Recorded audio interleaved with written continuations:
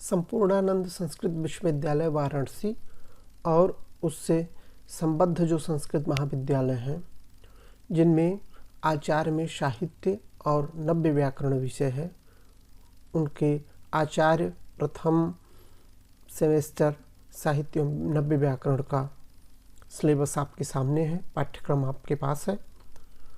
मैं आपको एक एक करके बताता हूँ। पाठ्यक्रम साहित्य का और नव्य व्याकरण का बहुत छोटा है। साहित्य में कुल 4 प्रश्न पत्र हैं। प्रथम प्रश्न पत्र, द्वितीय प्रश्न पत्र, तृतीय प्रश्न पत्र और चतुर्थ प्रश्न पत्र। कुल 3 किताबें साहित्य में चलती हैं। इसमें से पहला है ध्वन्यालोक और द्वितीय प्रश्न पत्र में भी ध्वन्यालोक चलता है। प्रथम प्रश्न पत्र में ध्वन्यालोक प्रथम उद्योत चलता है, द्वितीय प्रश्न पत्र में ध्वन्यालोक तृतीय उद्योत चलता है। ध्यान ये देना है कि ध्वन्यालोक आनंदवर्धनाचार्य कृत है। प्रथम प्रश्न पत्र में ध्वन्यालोक प्रथम उद्योत चलता है। ध्वन्यालोक 4 उद्योत में है, जिनमें से पहला उद्योत प्रथम प्रश्न पत्र में और तीसरा उद्योत द्वितीय प्रश्न पत्र। ध्यान रखने वाली बात यह है कि द्वितीय उद्योत इसमें नहीं है।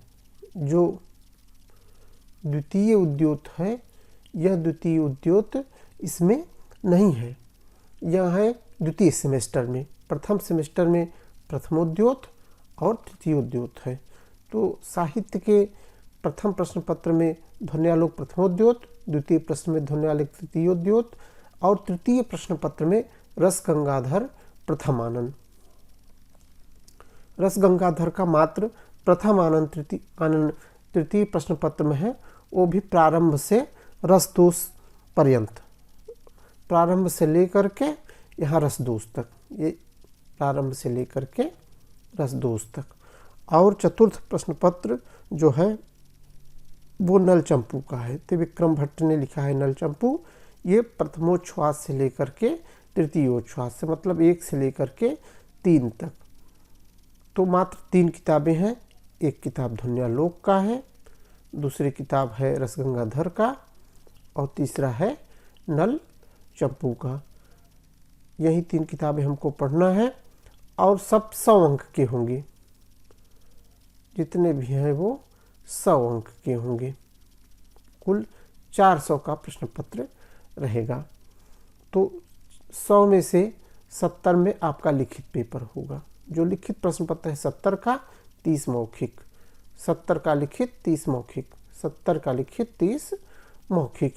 ये जो है सभी में रहेगा। ऐसे ही चतुर्थ प्रश्न पत्र में। आ जाते हैं अब हम नव्य व्याकरण में। नव्य व्याकरण जिन छात्रों का विषय है, उनके लिए भी 4 प्रश्न पत्र ही है। प्रथम, द्वितीय, तृतीय और चतुर्थ। प्रथम में लघु शब्देन्दु शेखर पढ़ना है।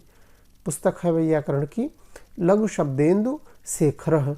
इसमें केवल अजंत पुल्लिंग मात्र पढ़ना है।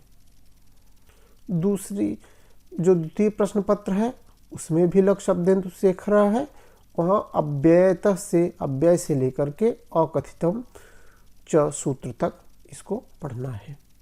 तो लघु शब्देन्दु शेखर प्रथम प्रश्न पत्र में भी पढ़ना है, लघु शब्देन्दु शेखर द्वितीय प्रश्न पत्र में भी पढ़ना है और तृतीय प्रश्न पत्र में वैयाकरण भूषण सारः प्रारंभ से लेकर के सुबर्थम तक इसको पढ़ना है।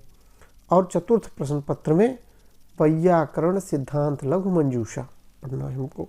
वैयाकरण सिद्धांत लघु मंजूषा प्रारंभ से लेकर के पदादि रूपांतर सेटस्य वाचकत्व पर्यंता, यहाँ तक हमको पढ़ना है। मतलब पूरी पुस्तक हमको पढ़ना नहीं है, पुस्तक के कुछ भागों को ही हमको पढ़ना है प्रथम सेमेस्टर में।